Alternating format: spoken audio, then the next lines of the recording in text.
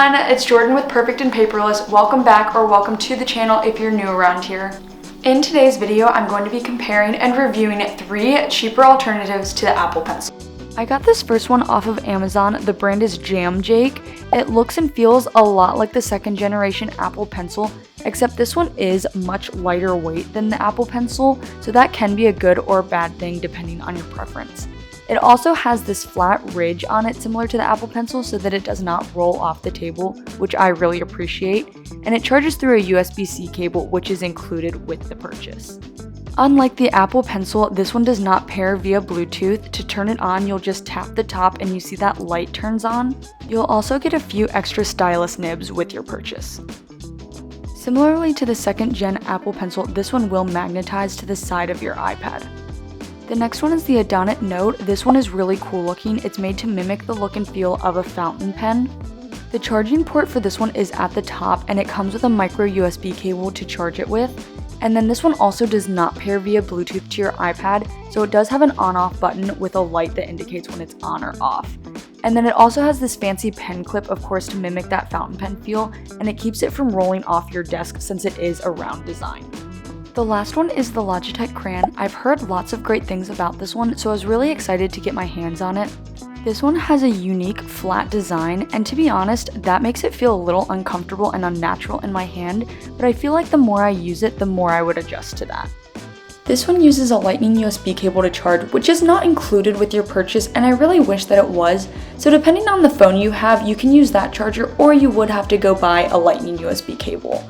This one also does not pair via Bluetooth to your iPad, so it does have this on-off button here on the side. With my Apple Pencil 2nd generation, I have a blank document in GoodNotes and I'm putting it through the test. The first test I'm running is palm rejection, which means I can rest my hand or even my whole arm on the screen and it does not interrupt the writing with the stylus.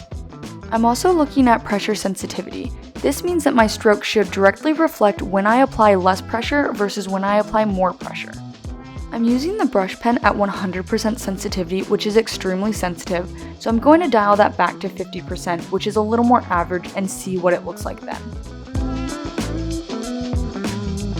Even at 50% sensitivity, you can still very clearly see where I was applying more pressure on my screen. Using the Jamjake stylus from Amazon, I'm going to look for the same things. So the first one I'm looking for is palm rejection, which again is being able to rest my hand or arm on the screen with no interruptions or errors in writing. Also looking at pressure sensitivity, I'm not seeing a lot yet, so I am going to turn my sensitivity up to 100%, and I'm going to start very light at the top and get a bit heavier. And as I zoom in, you can see that there is a bit of a change in the strokes as I apply more pressure, but not nearly like there was with the Apple Pencil, and it is a little inconsistent. Now looking at the Adonit Note, I'm going to go ahead and turn it on. Oh, it was already on. And I don't see any issues with palm rejection. I even have a good amount of my arm and sleeve resting on the iPad, and it wrote just fine, so that looks good there.